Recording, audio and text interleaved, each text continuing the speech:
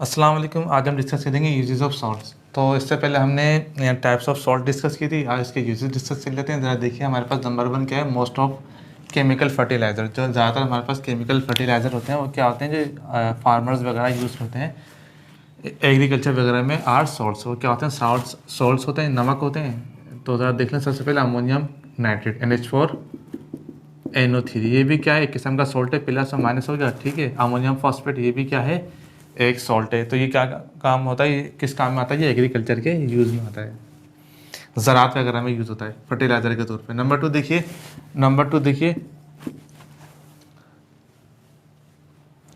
Certain salts are use as pesticides. Pest मतलब आप सनार, यानी क्या, जो चूहे वगैरह हो गए, तो ये क्या है, पेस्टिसाइड्स। और साइड्स मतलब किलर, तो पेस्टिसाइड्स के तौर पे भी यूज़ होते हैं टू किल और डिस्ट्रॉय इंसेक्ट्स, और इसको इंसेक्ट्स के मारने के लिए भी यूज़ किया जाता है। ज़्यादातर जो हमारे पास नमक वगैरह होते हैं वो इंसेक्ट्स को और पेस्टिसाइड्स को, चूहे को, दूसरे जो स्नैक्स वगैरह को, उनको मारने के लिए भी ये यूज़ किए जाते हैं। ये भी एग्रीकल्चर में या जहाँ वेयर हाउसेज होते हैं वहाँ यूज़ होते हैं। नंबर 3 देखिए आयरन सल्फेट। ज़रा देखिए, ये आपके पास क्या है, ये भी एक फूड नमक है। Iron sulphate is use as food supplement. तो जिनको एनीमिया वगैरह की बीमारी है, खून की कमी जिनको होती है, उनको ये हम यूज़ करवाते हैं एज अ फूड सप्लीमेंट। ये भी एक किस्म का नमक है। नंबर 4 देखिए सोडियम बाइकार्बोनेट, NaSCO3 के दीजिए या सोडियम हाइड्रोजन कार्बोनेट के दीजिए, ये भी क्या यूज़ एज एंटी एसिड के तौर पे यूज़ करते हैं इसको। यानी मिसाल के तौर पे अगर किसी की बर्निंग इंजरी हो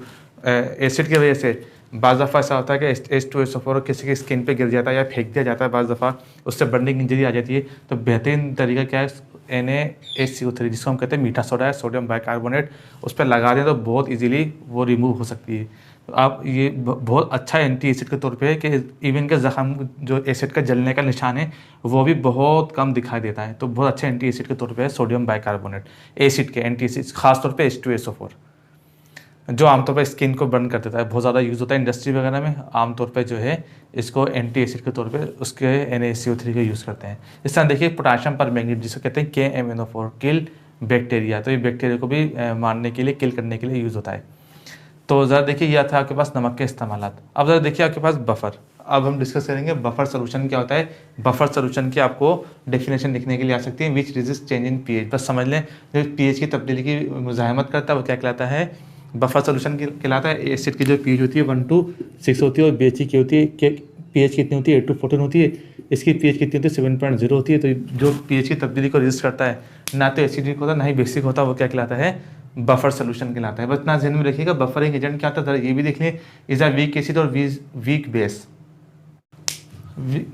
that helps to maintain the pH of aqueous solution after adding another acid or base। Acid और बेस की ऐड करने के बाद जो pH की तब्दीली को रेजिस्ट करने के में मदद करता है, उसको हम क्या कहते हैं, बफरिंग एजेंट कहते हैं। बस इतनी से ध्यान में रखिएगा।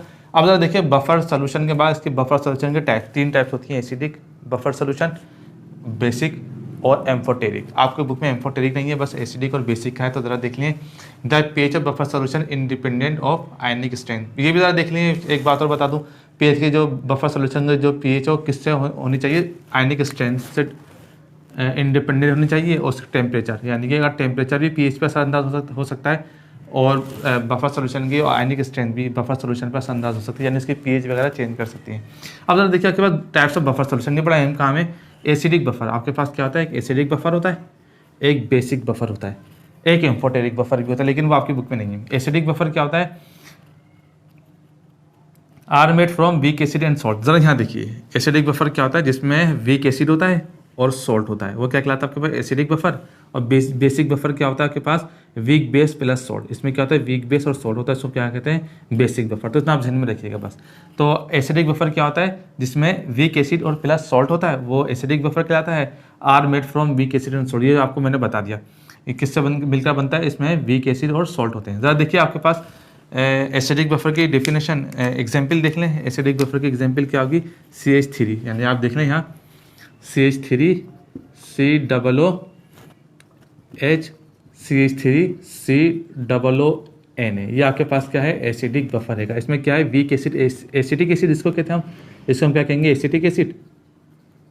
इसको हम क्या कहेंगे, CH3COON को, CH3COON क्या कहलाएगा आपके पास, ये सॉल्ट कहलाएगा एक किस्म का।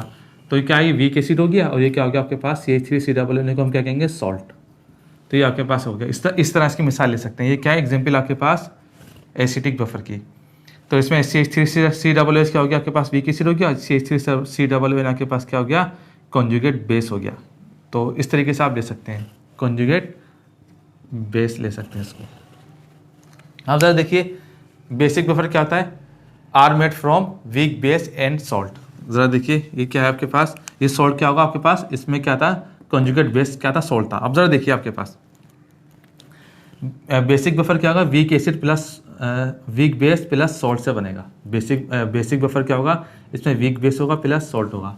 तो ज़रा देखिए are made from weak base and salt, ये इसकी डेफिनेशन है। मिसाल के तौर पर NH3 NH4Cl हो गया। NH3 क्या है आपके पास, इसमें वीक बेस है, WB का मतलब वीक बेस, NH3 यानी वीक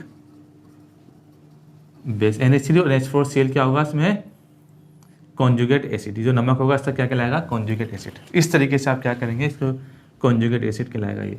इस तरीके से आप एसिडिक बफर, बेसिक बफर की डेफिनेशन कर सकते हैं और आप इसकी pH वगैरह, बफर सोल्यूशन की डेफिनेशन वगैरह आप इजीली बता सकते हैं। पेपर में इसकी बफर सोल्यूशन की डेफिनेशन आ जाएगी, इसकी टाइप्स आ जाएगी, दोनों टाइप्स और उनके बारे में आप लिख दीजिएगा।